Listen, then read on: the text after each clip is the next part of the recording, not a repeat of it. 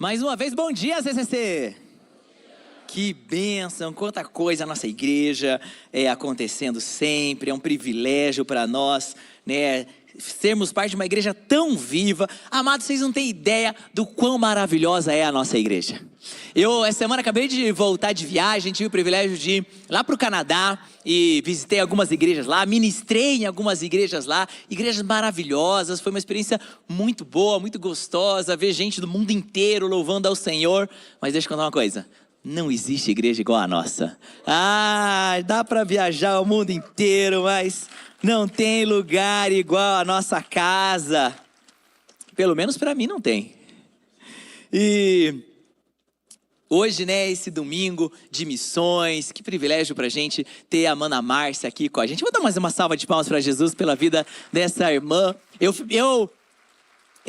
Para mim, eu me senti, né, eu fui tão tocado pelo Senhor na hora que a senhora subiu aqui, a gente estava cantando que, né, estou gastando a minha vida para Ele, por Ele, e é tão lindo ver para alguém que essa letra realmente faz todo sentido. Alguém que tem decidido há 22 anos gastar a vida para Jesus, entregar tudo para Ele, e nos inspira tanto, nos inspira a viver entregando a nossa vida para o Senhor, nos inspira a buscar o nosso propósito. De fato, durante essa minha viagem, né, no Canadá, eu estava lá em alguns momentos ministrando em algumas igrejas e vendo gente do mundo inteiro e falando, puxa Deus, como vale a pena, como vale a pena gastar nossa vida para o Senhor, como vale a pena viver cada segundo para Jesus e poder levar o Evangelho e poder proclamar a salvação de Cristo Jesus. E durante todo esse processo, durante todos esses dias, o Senhor foi colocando isso no meu coração, né? A gente estava de lá preparando as coisas para a festa das nações que a gente vai ter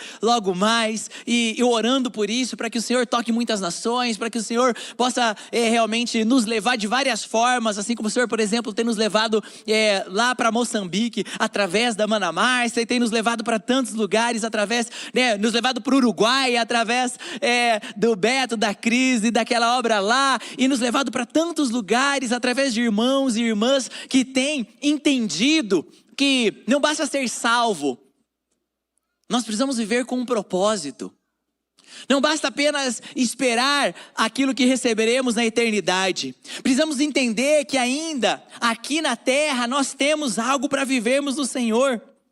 Hebreus 11, 22, enquanto eu estava lá meditando sobre isso, tudo que Deus estava ministrando no meu coração, Hebreus 11, 22 veio à minha mente, que diz, pela fé, José, próximo da morte, fez menção da saída dos filhos de Israel e deu ordem acerca de seus ossos.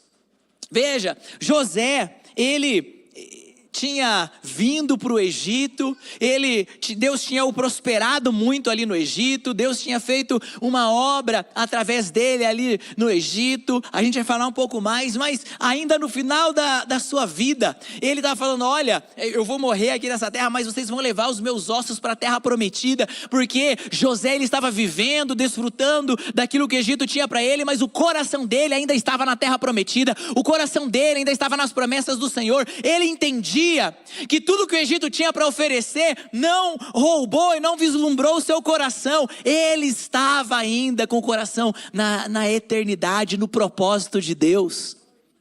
Irmãos, irmãs, essa manhã eu creio que Deus quer nos lembrar que nós fomos salvos para vivermos um propósito. Se você pode, abre comigo aí a sua Bíblia, lá em Gênesis capítulo 45. Gênesis 45, e essa manhã a gente vai falar um pouco sobre José e alguns trechos da vida dele, algumas coisas que o Senhor fez na vida dele e o que a gente pode aprender um pouco. E eu quero começar lendo Gênesis 45, dos versículos 4 ao 8, que fala o seguinte: cheguem mais perto, disse José a seus irmãos. Quando eles se aproximaram, disse-lhes, eu sou José, seu irmão, aquele que vocês venderam ao Egito. Agora não se aflijam, nem se recriminem por terem me vendido para cá, pois foi para salvar vidas que Deus me enviou adiante de vocês. Já houve 2 anos de fome na terra, e nos próximos 5 não haverá cultivo nem colheita.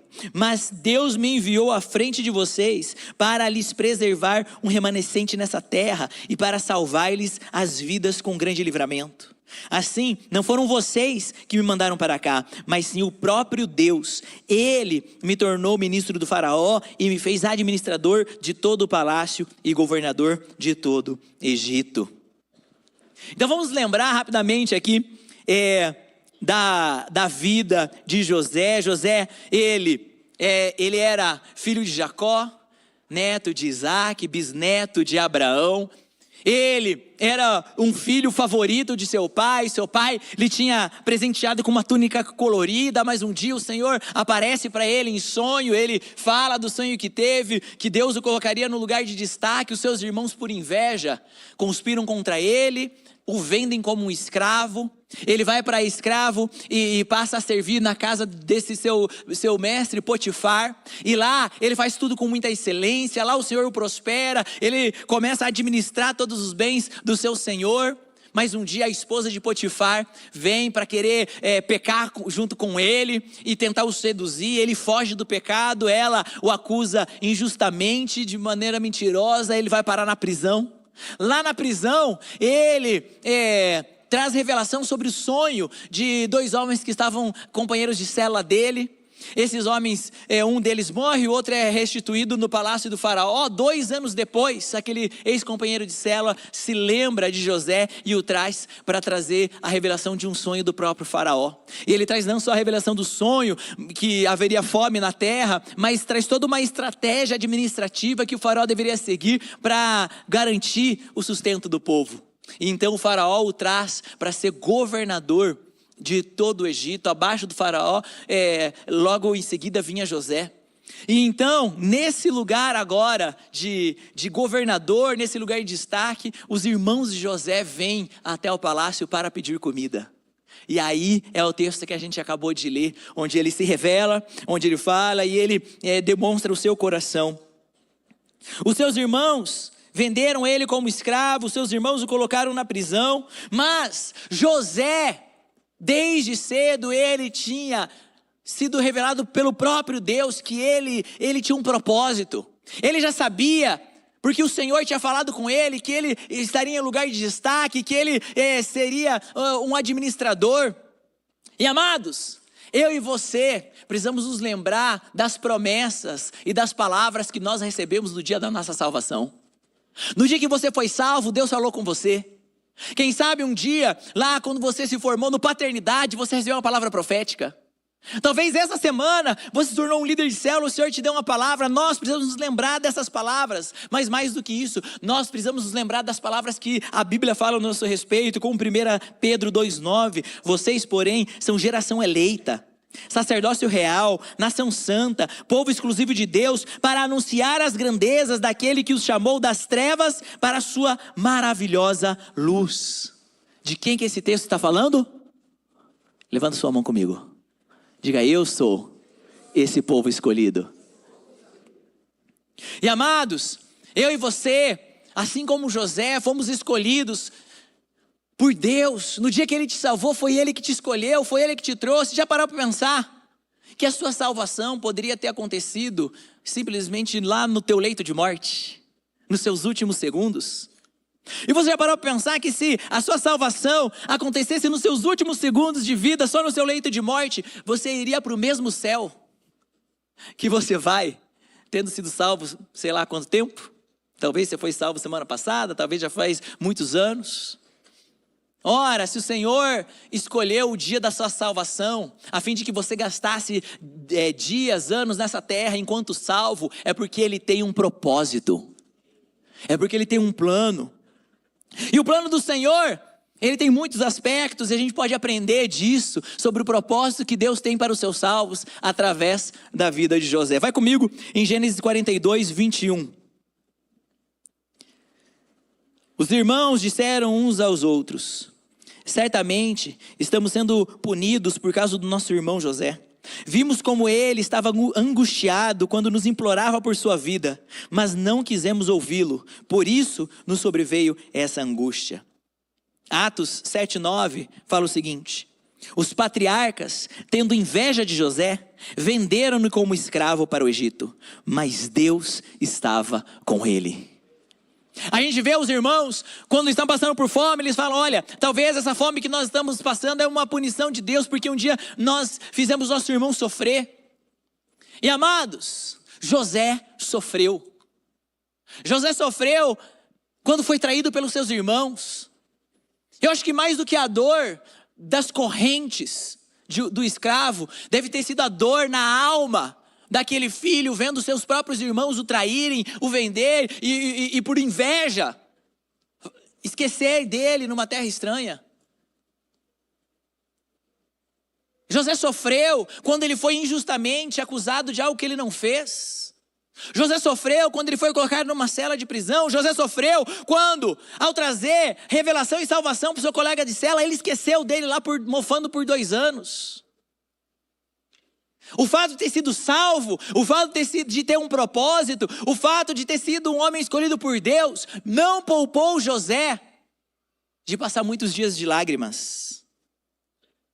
E eu quero falar um pouco sobre isso, sobre as lágrimas dos salvos. O sofrimento dos salvos não existe para matá-los, o sofrimento dos salvos não existe para acabar com eles, os nossos dias maus não são punição de Deus, mas as lágrimas dos salvos servem para quê? Para mostrar e expor que Deus estava com ele. Aqui esse texto de Atos 7 é uma pregação de Estevão, o primeiro mártir. Quando ele sabe que está diante de perder a própria vida, quando ele sabe que ele está diante daqueles religiosos com pedras nas mãos, que estão prontos para acabar com a vida dele, e ele está pregando, olhando para o céu, tendo uma revelação do próprio Jesus, e ele está pregando sobre a vida de José, dizendo: José, ele foi vendido, traído, sofreu, mas Deus estava com ele. Deus estava com José quando ele estava lá no fundo do buraco, sendo traído pelos irmãos. Deus estava com José quando ele atravessou um deserto acorrentado como escravo. Deus estava com José no dia em que ninguém acreditou no testemunho dele, e ainda assim ele foi preso. Amados, Deus continua conosco, mesmo nos nossos dias mais terríveis. Por quê? Porque nos nossos piores dias, quando Ele nos sustenta pela dor, quando Ele nos fortalece, quando a gente consegue continuar, quando a gente não teria condição nenhuma de conseguir continuar, a gente pode declarar que a gente só continua andando porque Deus está conosco. O marido ou a esposa que não abandonou o casamento, mesmo quando o seu cônjuge claramente já não tem mais nenhum interesse naquele matrimônio, só consegue se manter firme porque Deus está com ele. O pai que continua tendo esperança de que um dia o filho entregará a vida para Jesus, só o faz porque Deus continua com ele. O empresário que se vê isolado desde que entregou a vida para Jesus, porque os seus colegas agora fazem chacota dele, porque agora ele é crente e vai na igreja, ele só continua firme, se fechando em oração, porque Deus o sustenta. Aquela mãe que está vendo a rebeldia do filho aumentar e aumentar, e se permanece em fé, crendo que aquele filho vai ser salvo um dia, só continua orando, porque Deus está com ela. A irmã que continua tendo visão e fé para Moçambique, mesmo no meio de uma guerra civil, mandando mensagens, quase que a Mana Márcia estava lá no meio de uma guerra civil, e as mensagens dela estavam nos encorajando em relação à guerra civil de Moçambique, não o contrário. Só faz isso por quê? Porque Deus está com ela. E amados, as lágrimas virão, os adversários vão se levantar, os dias serão maus, mas Deus está com aqueles que o amam e vivem segundo um propósito. Quando falamos que tudo coopera para o bem daqueles que o amam e vivem de acordo com o seu propósito, apontamos para aqueles que são salvos e têm uma clareza no seu coração de que vale a pena viver para Jesus. Eles vão continuar testemunhando que vale a pena viver para Jesus, não apenas quando o cesto está cheio de pães e peixes, Mas nós vamos continuar declarando que Deus está conosco quando a gente faz a conta e tem muito mais boca do que comida.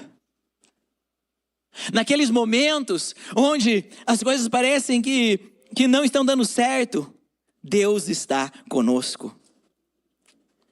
E José, ele foi disciplinado pela dor. José, ele foi ensinado nos maus dias. José, ele viveu aquilo que Paulo fala para Tito, em Tito 2, do 11 ao 14, que nos ensina: pois a graça de Deus foi revelada a todos, traz a salvação. Somos instruídos a abandonar o estilo de vida ímpio e os prazeres pecaminosos. Neste mundo perverso, devemos viver com sabedoria, justiça e devoção, enquanto aguardamos esperançosamente o dia em que será revelada a glória de nosso grande Deus, Salvador Jesus Cristo. Ele entregou sua vida para nos libertar de todo pecado, para nos purificar e fazer de nós o seu povo inteiramente dedicado às boas obras. Amados, nós vamos com isso aprendendo a olhar todas as situações com os olhos da fé. Nós vamos aprendendo a ser ensinados por aquilo que Deus está apresentando no nosso dia a dia, na nossa rotina. O que esse problema tem a me ensinar? Sabe, eu me lembro que o período de pandemia foi um período muito difícil para mim. Eu sou uma pessoa muito relacional, eu amo estar na igreja, eu amo estar nesse ambiente. Desde o dia que entreguei a minha vida para Jesus aos 14 anos aqui, não tem lugar nenhum que eu gastei mais tempo na minha vida do que aqui na igreja. E para mim era uma morte vir todo sábado e domingo e ver esse prédio vazio. Aqueles sábados pregando para câmeras. Amados, uma coisa eu sei, eu não nasci para pregar para câmera. Eu nasci para pregar o evangelho para pessoas, para gente. E foi muito difícil ver tudo aquilo e ver pessoas amadas passando dias no hospital. Ver pessoas amadas morrendo, indo fazer funeral. Alguns deles me marcaram muito. E eu lembro que nas minhas emoções eu sofri muitas crises de ansiedade, muitos dias onde a tristeza vinha tentar me dominar. Mas nesses dias eu pude testemunhar que o Senhor estava comigo. Eu me lembro que daí eu mudei meu escritório lá para a sala onde hoje é o Cine Kids. Coloquei minha mesa na janela. A gente ainda estava construindo o anexo novo, então eu posso falar que eu tive, por um período limitado, mas eu tive um escritório com visão para a cidade antes do pastor Luiz. E lá eu orava. E lá eu estendi a minha mão e o Senhor foi me ensinando a amar mais a minha cidade. O Senhor foi me ensinando a amar mais os meus irmãos. O Senhor foi me ensinando a amar mais a minha igreja. O Senhor foi me ensinando a me importar mais com aqueles que eu não vejo todos os dias. O Senhor foi me dando mais valor. Eu me lembro claramente, um dia que me marcou muito, a gente já tinha voltado com os cultos, mas era aquele negócio das cadeiras ainda meio separadas, lembra? Que a gente fazia até piada que alguns curitibanos, que tinha a lei que as cadeiras tinham que ficar 1,5 metro de distância uma cadeira da outra, né? Alguns curitibanos não gostaram dessa lei, eles queriam que fosse 2 metros.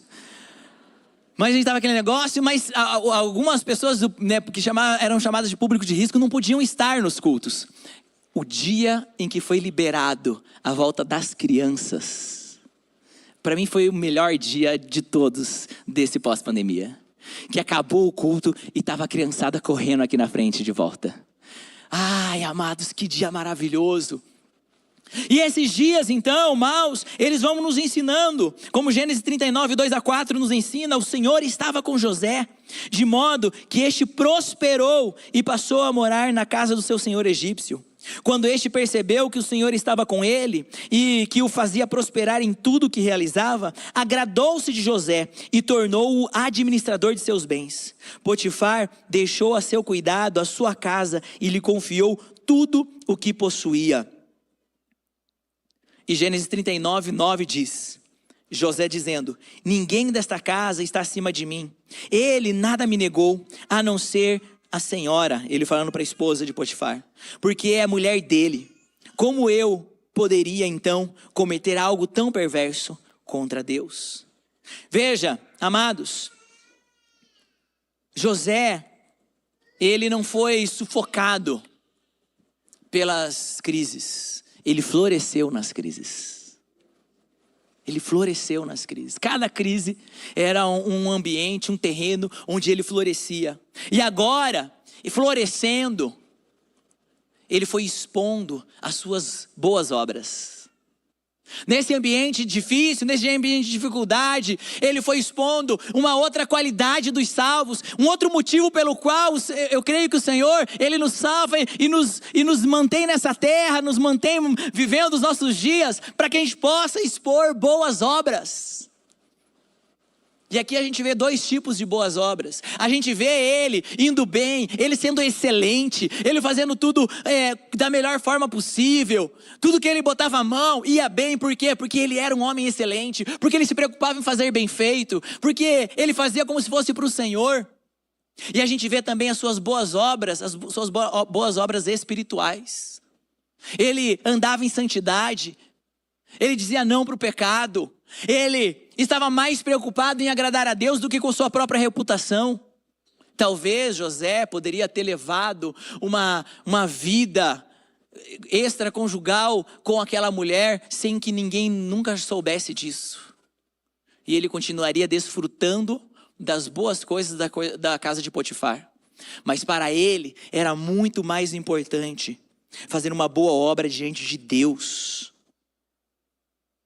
Efésios 2:10 fala, porque somos criação de Deus, realizada em Cristo Jesus, para fazermos boas obras, as quais Deus preparou antes de nós a praticarmos.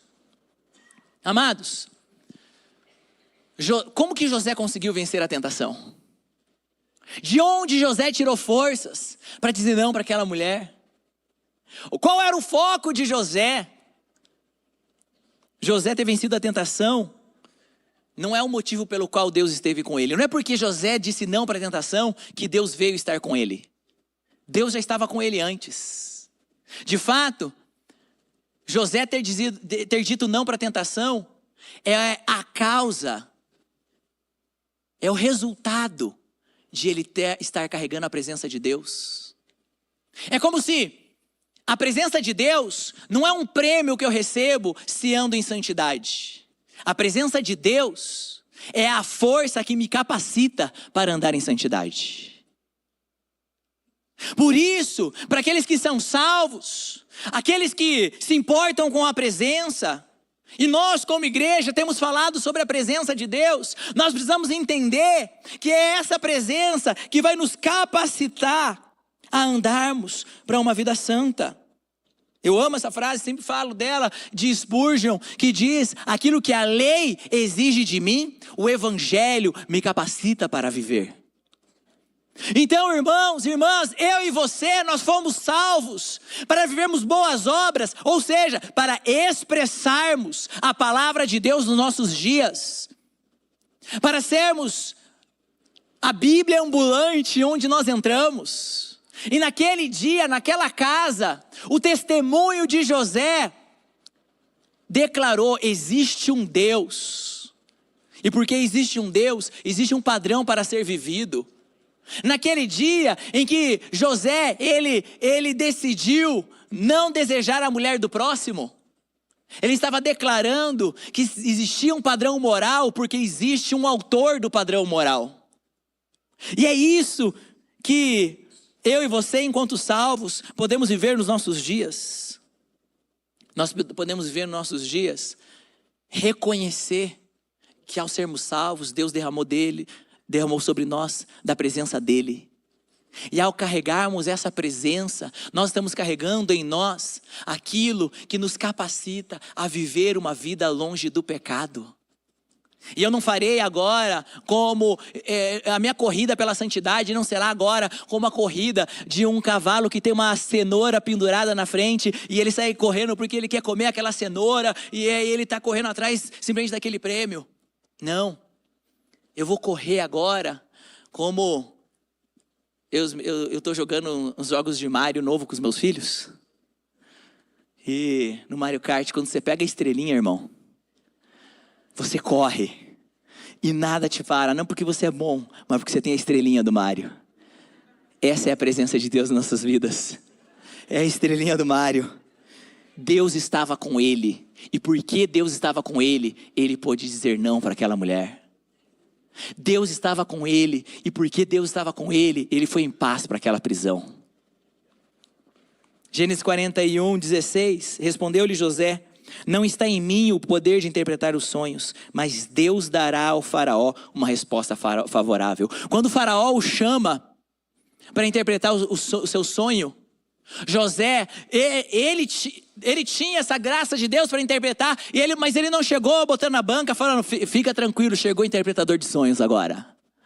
Chegou aquele que vai resolver, toca em mim, confia. Ele chega reconhecendo, olha, não sou eu que vou resolver o seu problema, mas Deus vai resolver o seu problema. E esse é o caminhar dos salvos. Eu e você fazemos boas obras. Deus te colocou num trabalho, Deus te deu uma família, Deus te deu vizinhos, Deus te deu uma rotina onde você vai em comércio, onde você se comunica com pessoas, e você vai andar nesses lugares, você vai agir com essas pessoas, você vai ser um bom chefe, você vai ser um ótimo empresário, você vai ser um servo fiel, você vai ser um empregado excelente que recebe promoções. Deus vai te prosperar como prosperava a José. Você fará boas obras, mas tudo isso por quê? Para, assim como José, você poder apontar para Deus. Esse é o alvo de termos boas obras. Esse é o alvo de termos uma boa vida nessa terra. Amados, o que eu estou pregando essa manhã não é que a partir de agora, porque Deus, Ele se revela mesmo nos nossos piores dias, que a partir de agora, todos nós vamos viver um monastério, vivendo penitências. O que eu creio é que nos meus piores dias o Senhor se revela, e nas minhas maiores conquistas eu revelo Deus, eu aponto para Ele. E esse era José no dia que ele teve filhos, e ele tinha que escolher o nome dos seus filhos. Ele batizou o primeiro filho de Manassés, porque Deus me fez esquecer do trabalho de toda a minha casa e da casa do meu pai. Quando ele teve Efraim, é porque Deus me fez frutificar na terra da minha aflição. E tudo que José tinha, e tudo que José fazia, e tudo que José escolhia, ele apontava, ele reconhecia que Deus o prosperou, e prosperou as suas obras onde ele esteve. Abra suas mãos onde você está. Eu creio que o Senhor quer te prosperar. Eu creio que o Senhor quer ir à sua frente. Eu creio que Deus quer te favorecer. Eu creio que Deus quer te dar grandes histórias. Eu creio que Deus quer te dar grandes testemunhos. Mas Deus, em nome de Jesus, eu oro, Deus, que os seus filhos e as suas filhas possam estar com o coração pronto, que vai apontar para Jesus a cada conquista, a cada boa obra. Vão demonstrar ao Senhor no dia em que a sua casa estiver toda reunida naquele final de ano, louvando o nome do Senhor, onde antes só havia cerveja, bebida e maledicência, e agora há louvor e a presença de Deus. Você não vai falar: viu como eu sou bom, ganhei todo mundo. Você vai apontar e falar: veja como Deus é bom e Ele salvou a todos. No dia em que você estiver indo fazer uma viagem maravilhosa, num lugar onde você achou que você jamais chegaria, você não vai falar: olha como eu sou trabalhador e eu provejo para aqueles da minha casa. Você vai apontar para o Senhor e vai falar: olha como Ele é generoso e Ele me deu além do que eu esperava. No dia que o seu filho, ele encontrar o propósito de Cristo e estiver num outro país como missionário, você não vai falar: olha como eu sou um pai maravilhoso. Você vai apontar para o Senhor e dizer: veja como Deus é bom. Amados, eu estou com isso no meu coração. Creio que Deus quer uma vez mais trazer o coração dos pais aos filhos, dos filhos aos pais. Domingo passado nós tivemos o batismo nas águas. E eu não vou falar mais porque eu não conversei com as pessoas antes, mas foi para mim tão especial assistir pela internet lá o vídeo dos batismos nas águas. Fiquei tão emocionado quando um homem veio se batizar aqui. E eu o conheci quando ele era jovem, porque eu era amigo da irmã dele. Quando a irmã dele era adolescente, eu era adolescente, nós éramos no mesmo grupo de amizade. E muitas vezes a gente ia na casa deles, com a galera da Rede Jovem na época, né, fazer aquele rolê de adolescentes. E o irmão mais velho estava lá, às vezes bebendo, com amigos, fazendo coisas assim. A irmã, ela sempre falava do irmão, pedia oração pelo irmão, porque a outra irmã mais velha também servia o Senhor, mas mas o irmão não. E a mãe sempre falava e se mantendo em oração, sempre firme em oração, orando por aquele filho. E se passaram, sei lá, quase 20 anos. E quase 20 anos depois, estava lá, domingo passado, esse homem agora, sendo batizado nas águas. E eu fico imaginando a alegria dessa mãe, eu fico imaginando o testemunho dessa mãe. E amados, quando isso acontece, essa mãe orou muito, mas é só pela misericórdia do Senhor. E nós precisamos orar e crer na misericórdia de Deus, e entender que nós somos salvos. E filhos, filhas de Deus, quando sabemos que somos salvos, nós vivemos por um propósito nessa terra. Vivemos por um propósito maior. O nosso José, ele foi excelente onde ninguém o via. E por isso, Deus o colocou para fazer algo. Deus lhe confiou algo que o mundo inteiro viu. Essa excelência o levou para um lugar de um propósito maior, que era de salvar vidas. Gênesis 50, 20. Vocês planejaram o mal contra mim, mas Deus o tornou em bem, para que hoje fosse preservada a vida de muitos. Irmãos, naquela época, naquele momento, toda ali a cultura do egípcio, o império egípcio, era a maior nação da terra, o maior povo da terra, uma grande porcentagem altíssima da população da terra estava ali concentrada naquela região. Ia ter um reset na terra se não fosse por José. As pessoas todas iam morrer de fome. E graças a ele, a população foi salva. Teve alimento para todos. O Senhor preservou aquelas pessoas graças à obra de José. E amados, eu não posso terminar essa pregação de hoje sem lembrar a mim e a você. Nós fomos salvos nessa terra porque Deus tem um propósito maior. Eu e você não fomos salvos nessa terra apenas para ver os nossos dias, para ter uma casa, para ter um carro, para ganhar um salário. Tudo isso faz parte do nosso dia a dia, e assim como José, a gente vai ser muito excelente nisso. Mas nós não podemos esquecer, eu e você fomos salvos por um propósito muito maior. Deus tem algo para cumprir na nossa vida, e a nossa vida, ela sempre será enobrecida pela presença de Deus. No dia em que você entregou a sua vida para Jesus, irmão, a sua vida foi enobrecida. No dia em que o Senhor te salvou e começou uma obra de redenção, Ele começou a te transformar. Sabe por que o Espírito Santo foi derramado sobre você? Sabe por que você tem os dons do Espírito? Não é simplesmente para ter uma vida mais confortável. Eu e você carregamos o poder sobrenatural do Espírito Santo, porque Ele nos chamou para uma obra sobrenatural a ser feita nessa terra. Que essa manhã, a festa das nações, grite no nosso coração que nações precisam ser salvas. Que essa manhã, o testemunho de uma missionária nos lembre que o Senhor tem um chamado para mim. E eu me alegro muito, Mana Márcia, com tudo que a senhora está vivendo. Eu festejo ao Senhor, porque você está cumprindo o seu propósito. Mas isso me leva a olhar para a minha vida e questionar. E eu estou vivendo o propósito que Deus tem para mim? Porque naquele grande dia, diante de Jesus, eu não quero a hora de prestar conta dos meus talentos. Eu não quero simplesmente falar, Senhor, sabe que na minha igreja tinha uma missionária que viveu um propósito. E o Senhor vai falar, ok. Se eu só falar isso, Ele vai falar para mim, a Mana Márcia eu conheço, mas afaste de mim, porque eu não sei quem você é.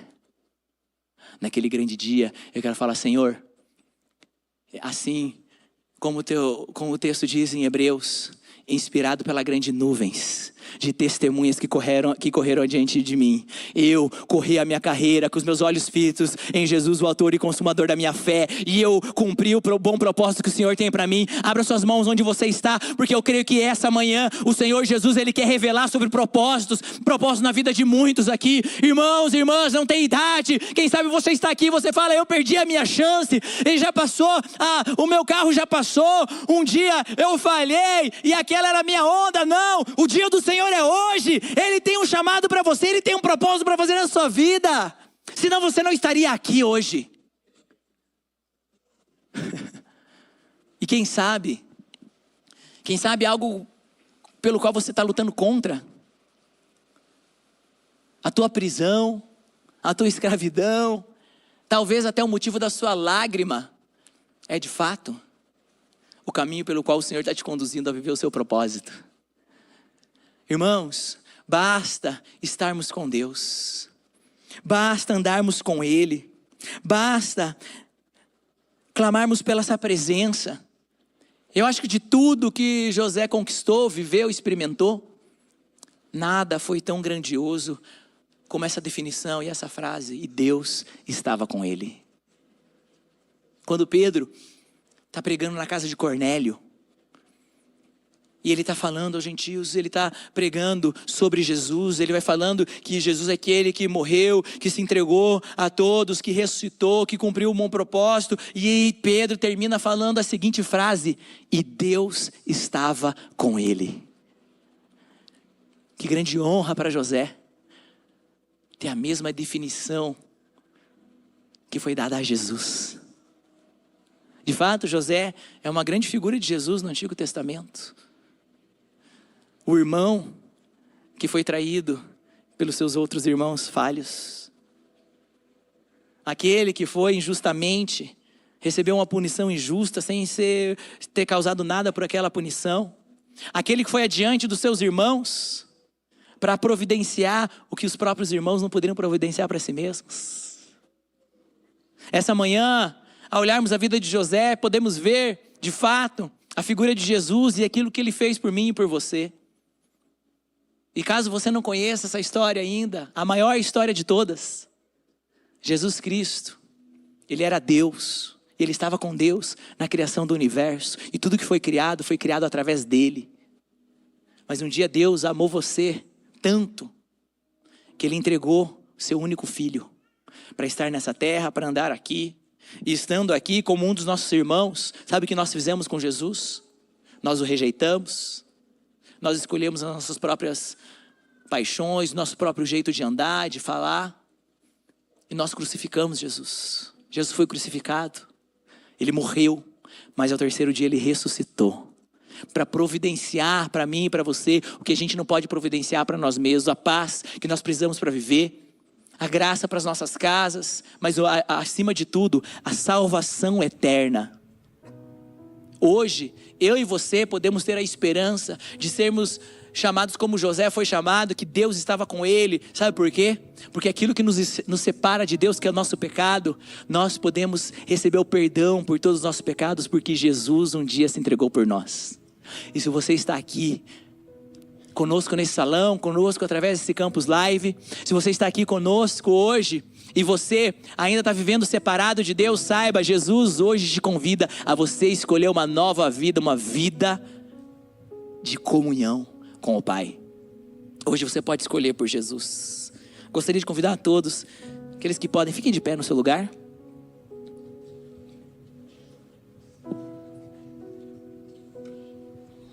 Queria pedir para, se ainda não saiu, o culto ainda não acabou, de fato, acho que a parte mais importante a gente vai viver agora. Quero falar com aqueles que você ainda não tomou uma decisão verdadeira por Jesus. Você ainda não escolheu Jesus. Você ainda não está vivendo com Deus. Talvez até está vindo na igreja, talvez você até é uma boa pessoa. Talvez você é pior, você se considera o pior de todos. Mas se você ainda não tem uma vida real com Jesus, hoje você pode decidir, hoje você pode dizer: eu quero andar com Deus. Eu aceito Jesus como meu Senhor e Salvador.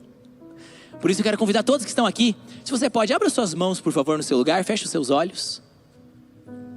E repita comigo essa oração, mas não repita da boca para fora. Preste atenção no que você está falando, no que você está orando. E se no final dela você realmente crê, diga amém. Que significa assim seja. Repita comigo dizendo, diga: Senhor Jesus, essa manhã eu te declaro como meu Senhor e meu Salvador. Eu creio que o Senhor morreu na cruz e ressuscitou. Eu creio que o Senhor está vivo e tem uma vida para mim. A partir de agora, eu quero viver a vida de Deus. Creio nisso, no nome de Jesus.